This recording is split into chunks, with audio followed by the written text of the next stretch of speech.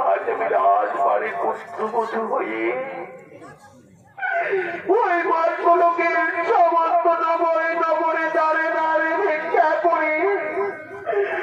আজ আমার স্বামীর প্রাণ ফিরেতে তোমার পদতলে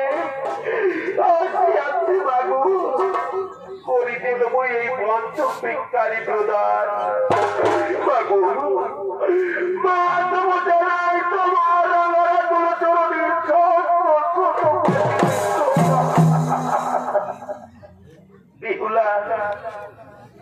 आज तुम्हें আমার পায়ের তলায় তোমার স্থান নয় গো